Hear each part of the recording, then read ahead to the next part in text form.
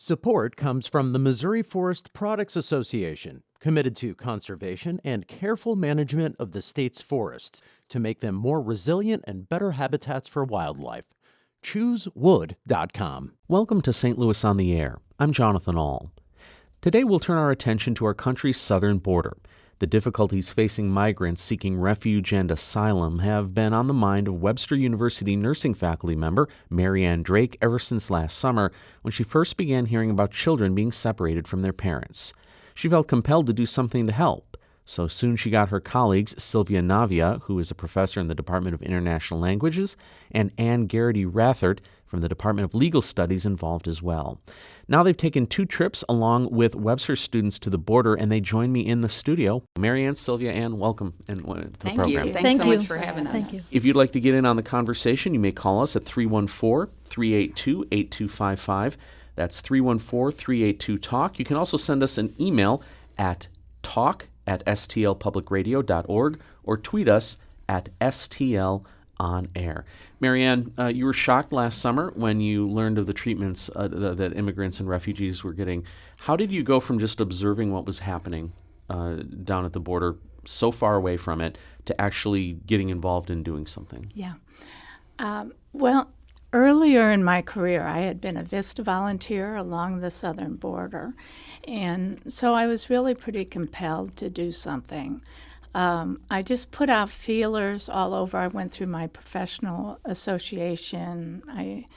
And then a friend of mine told me about a religious sister, an RCJ sister, that was doing some work with an organization down there. So she kind of introduced me to the organization, and I got in touch with them, and I went in August and just kind of scoped things out before we took our 2 trips to see if it was a nice blend of what the work they were doing and what I felt like I was able to do. So I've found this wonderful organization. It's called Arise, and it's out of Donna, Texas. And it's actually more than 30 years old. It was started by a Mercy sister, Sister Jerry Naughton. And she felt very compelled to work to help empower the women and children that live along the border. And so that's what she did. She kind of focused, first of all, on teaching English classes.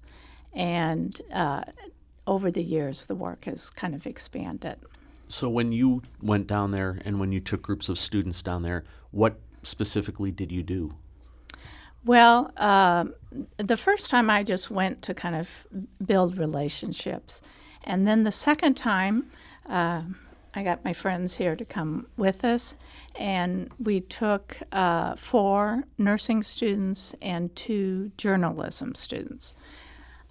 Which actually the journalism students have won some state media awards for their work along the border. And the nursing students, what we really wanted to be cautious of was to do what the group wanted us to do. And so we really kind of took direction for them because we felt like we're in this for the long haul, kind of. And they wanted information on diabetes. They have a high incidence of cancer within some of the neighborhoods there, so they wanted information on cancer and adolescent nutrition. So that's kind of what our first trip, that's what our focus was that time. And then Anne could kind of speak. She came along on that trip, and she could kind of speak to the rest of it, I think. Yeah, so Mary Ann, went down there, as she said, over the summer and found this incredible organization. I didn't know what was that I could contribute. I also was very concerned over the summer, but I'm not an immigration lawyer, and I unfortunately don't speak any Spanish.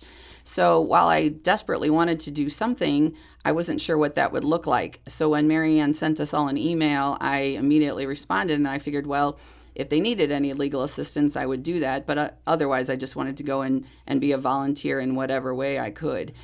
So following Marianne's model, the first time I went down over fall break, I did not bring any students of mine with me because I wanted to see if there was a space in which we would all fit. What we didn't want to do, any of us want to do, was to burden them with having to take care of us or, whatever. We wanted to make sure that we could contribute something to the organization that already existed, that is incredibly well organized and structured, by these very empowered women.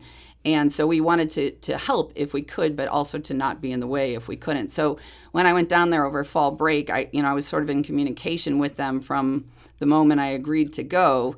And it became pretty clear that even though I don't have any immigration law expertise, or at least I didn't at that point have any, it became pretty clear that any legal assistance was going to be beneficial to them because they literally had no access to any lawyers or anyone who could give them advice. So they have a pillar of their social justice organization about immigration, and they are in the process of applying to be certified preparers through the United States government.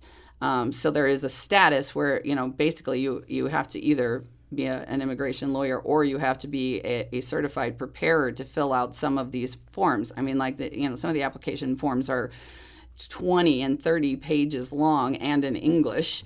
So people are at a decided disadvantage without legal assistance. And the average immigration case in the United States costs $35,000 or more.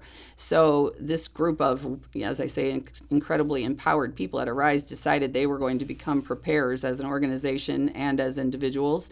And they needed someone to help train them. So that was good for me. They were doing it piece by piece, and I could, consult with immigration lawyers, do my own research, and help them piece by piece. So it became pretty clear that they needed legal assistance, and I wanted to help. And so then when I went back with them over spring break, I brought 4 legal studies students with me who did incredible research themselves, put together PowerPoints on very specific issues within the immigration process, from like FOIA, the Freedom of Information Act, and how to access documents, to filling out affidavits, to getting signatures. So very specific things, all of which are critical to this very difficult and precise process of applying for any kind of status within the United States. And every step along the way is incredibly complex and difficult to maneuver through. So, that's where we found we could best assist. Sylvia, can you talk about what your role was in this effort? Well, when Marianne put out the call offering anybody who wanted to join her project, I was also very interested in what was going on at the border. I was reading the headlines, the news, and the separation of families and all that. But I wanted to know more because I wanted to see what was going on there. Obviously, the language was one thing that I could contribute to the project, but I wasn't really sure if I would be needed to be translating or interpreting anything because I was going to Texas, that's the U.S., and I was pretty sure that the people we were going to help, Mexican immigrants, they would speak English. So I was a little uncertain what my role would be. But it turned out that actually I was doing a lot of translation, especially for the nursing students. They do speak English, but I think they feel more comfortable with a translator. And in our group, the Webster group, nobody spoke Spanish the first trip. Well, and I would suspect that more comfortable in Spanish, especially when you're talking about medical issues where, one word that is slightly wrong could really mean a huge difference in a diagnosis or a treatment if the medical professional doesn't totally know what you mean. Right. Yeah, I had the issue, actually, I hadn't seen the PowerPoints beforehand, so I was like, I need to understand all this procedure before I can translate it. Yeah. I had to be asking for explanations myself to be accurate. I'm wondering what it was like to go down there and help these people when in the United States right now there's such a divide over how we view people who are coming to the country seeking refuge or asylum, and when there's such a large portion of the population who think that these people should not get any help, including the President of the United States. When there's that level of public opinion on this, did that change your desire, increase, or what did that do to all of your interest in this issue? Well, I guess it probably actually strengthened my desire to go help. I would, in so many ways, I guess I wanted people along the border to know that not all Americans were like what was being portrayed in their treatment at that particular time. And so for me, I came from a family of immigrants myself and have always... well, if we go back far enough, all of us did, really, correct. Unless you're Native American. Right, exactly. And I felt as though that really was what the founding principle was of the United States. And so I felt like I could offer something. When you see another organization we work with is Catholic Charities Humanitarian Respite Center, and they receive people after they've been in the detention camps. And so these are all just families that have petitioned for asylum. So they are in detention for 10 to 14 days and then come over to Catholic Charities, where Catholic Charities, they stay there 1 or 2 days, and in that time they're given appropriate clothes, they're fed 3 times a day, they're instructed on how they can they get bus tickets and instructed on how they can get to the particular place of whoever's sponsoring them across the country. Now, a lot of these people have been in the United States for 10 to 14 days, and they didn't have shoes yet. The little kids that didn't have shoes, appropriate clothes, something had either lost or damaged on the journey, or they'd never had it to start. So when you see that level of poverty, malnutrition, no shoes, I think it's important for us to see that face of the people that are coming here to the United States wanting a better life, really.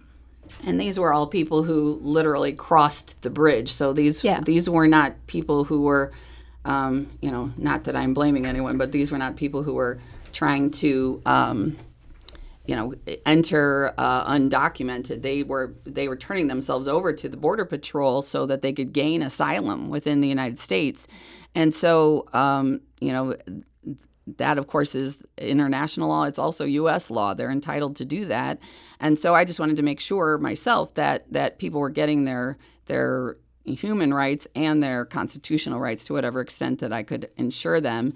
But as Marianne said, once you see the faces of individuals, you do understand better, that these, are not a gang of criminals. They are children, and they are vulnerable parents and, people who are just literally seeking to have a life, not even just to have a better life, but to have a life free from violence, free from trafficking, free from all of the dangers and horrors in their own life experiences. So we need to take a quick break. We'll be back in just a moment to continue our discussion with Webster University faculty members Marianne Drake, Sylvia Navia, and Ann Garrity Rathert. This is St. Louis on the Air on St. Louis Public Radio 90.7 KWMU. Support comes from the Missouri Forest Products Association, providing more than 41,000 jobs in the production of wood pallets, railroad ties, white oak barrels, hardwood floors, and more. Details at choosewood.com. Welcome back to St. Louis on the Air here on KWMU.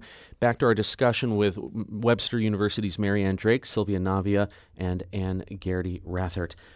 So when you were down there for both trips, you helped people. Mm-hmm. But I suspect even with all of the people you helped, it was a drop in the bucket of the number of people who need help there.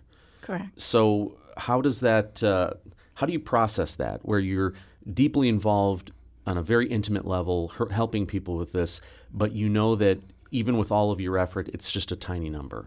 Mm-hmm.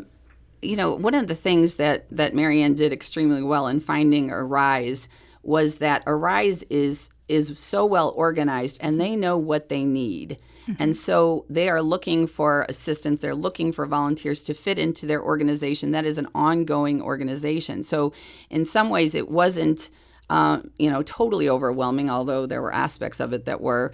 But to know that we were essentially assisting people who would continue to be there and continue to help made it feel a lot more important and less futile, right? So yes, there were moments in which you were looking into the faces of children and parents who were so desperate and that were extremely poignant. One little girl who really stuck with me was the most serious child in the world, and I was literally trying to find her clothing to wear, and she was expressionless until I pulled out a shirt that had like ruffles on the sleeves and a ruffly owl on the front of it, and all of a sudden her face just lit up. She smiled from ear to ear, and she went, "Oh!"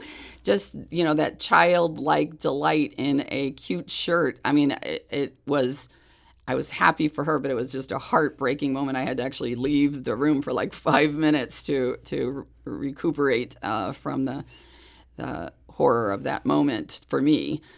So yes, there were overwhelming moments, but it was made better by the fact that we were assisting an organization that was going to continue to do this work, and that we had also made a commitment that we were going to go back. Mm-hmm. Well, and to build on that, that story, success stories might not be the right way to put it, but Sylvia and Marianne, do you have moments like that really stuck with you, that really made you think during your trips down there that you were having that impact? Well, I guess I'm happy that the people in the organization of Arise want us back, I guess. And so I feel like they can see the value of what we're doing, and I think we're cautious to follow the direction of what it is they want. They, before we leave, they kind of set up what maybe they would like us to work on the next trip. So I think that certainly is valuable to me. I think another thing is you hear so many stories while you're there of people and families that have been affected by immigration or deportation or whatever, that they kind of in so many ways fall out of society because they get so scared as to what's going to happen to them, I think. But I think that is what comes to mind to me. I think also like we cooked meals for the recent migrants. And it was really fun to me to kind of, pass out everybody's meal. And why? Well, I think because people were so grateful about this tiny little bowl of chicken noodle soup. And it was so fun to watch, like their inner values, no matter how hungry they were, kind of come forth. They always served all the children first, and kind of made sure that their kids were fed and able to eat before they would take soup themselves. And it's just little things like that, I think, that really affected me the most. Sylvia, did you have any a moment like that resonates with you? Well, yes, I was extremely impressed by the leadership of the women who work at Arise, especially Ramona Casas, all of them. But this woman was amazing. She is so articulate in English and in Spanish, and I believe she had very little schooling. So that was a model, and that really impressed me a lot, and how she put all this together and made it work. Then I have also another experience, very nice, and this is coming from, I was able to have this because I speak Spanish. They are very intentional in making us or having us learn about themselves. Like Arise is not like, oh, okay, here you come, and we wanted this, and you provide it for us. They want us to know about them and about their culture, and they have learning experiences for us. So this time they arranged for us to visit families who live in the colonias, and you realize that even though they have been there for many years, the family we visited had been there since the 80s, 85 or 82, I cannot remember. And you realize how vulnerable still they are, because even though if they have the residency, they can still be detained for something they did like 20 years ago, and for that reason lose their jobs and then end up with no jobs thereafter. So this gentleman, at the end, when we were leaving and he was closing the gate to his house, he said, "Keep doing the work you are doing. You are really helping us a lot." So that was a nice experience. And of course, the Respite Center is the reality, like where you wonder, you just don't know what to do with what you see. It sounds from your stories like this experience gave you firsthand knowledge of the best of humanity and the worst of humanity. How do you process that, and how do you move forward? How do you come back to St. Louis, and kind of what is your regular life after viewing those two things? Well, it did take me, the first time I went down there, about 2 weeks to have any sense of normalcy in my head. It really did. I had to decompress for quite a while. It was a shocking experience in many ways, to see so many vulnerable people and who are so desperate, who can't access any systems at all, not even food unless it's given to them. So, I'm not sure that I did handle it all that well, but it did make me feel better that I was going to go back with my students in the spring. And so now that's what I'm, the bit of consolation I'm taking out of it, that I'm going to stick with the project and do what I can, and that's all I can hope for. Yeah, I think that's similar to me as well. I think I've just developed a stronger and stronger commitment to work with the people within Arise and the Respite Center. And while I'm here, in between trips, I'm always like kind of preparing for the next trip.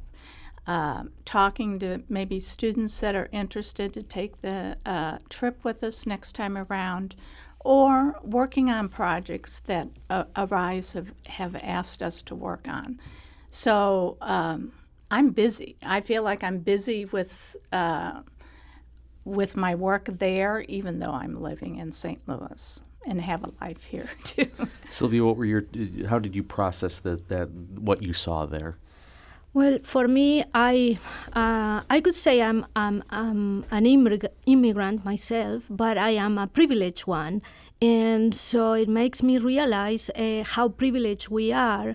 And the Respite Center was what most impressed me, to be honest, because I cannot even imagine what can push these people to leave their homeland. You can ask some of them, where are you from? El Salvador. Which part of El Salvador? I don't know.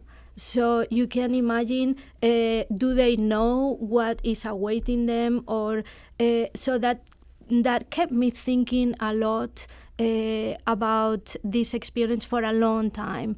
And I'm committed to this project, and I don't know, I wish there was something that could be more effectful, more helping, but I don't know.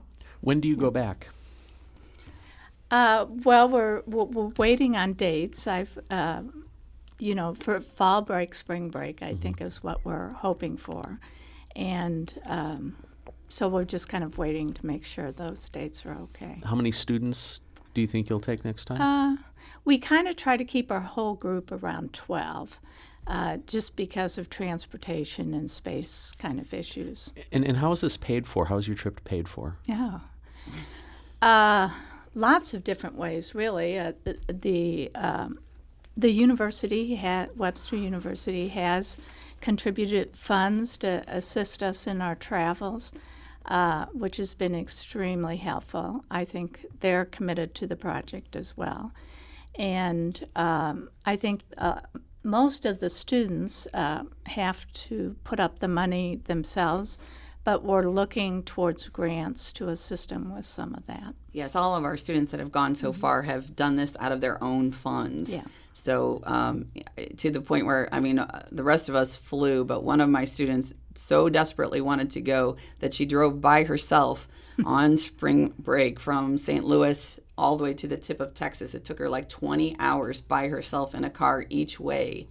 But she wanted that much to go and couldn't afford the airfare. So, With our brief time remaining, what's the one misconception about people who are coming to the southern border, who want to come into the U.S., that you wish you could convince people of and correct their perceptions of?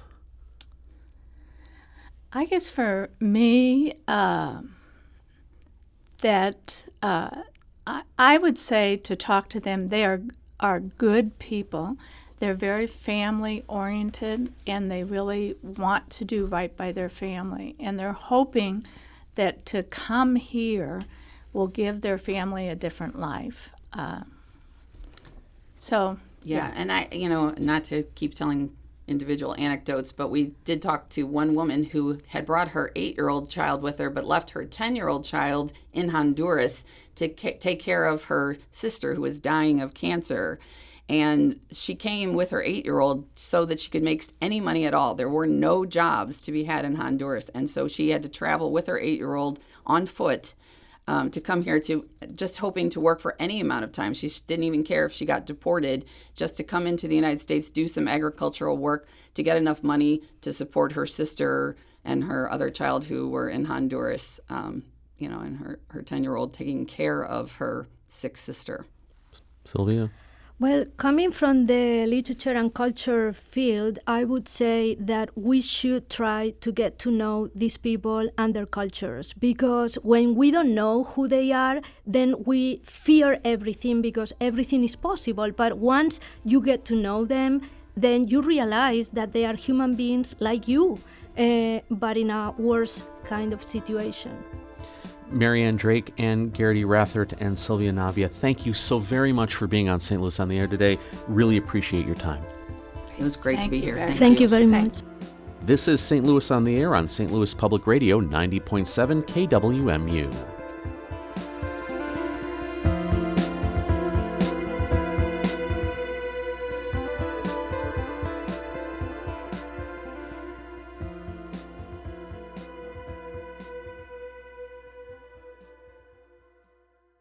Support comes from the Missouri Forest Products Association, providing more than 41,000 jobs in the production of wood pallets, railroad ties, white oak barrels, hardwood floors, and more. Details at choosewood.com.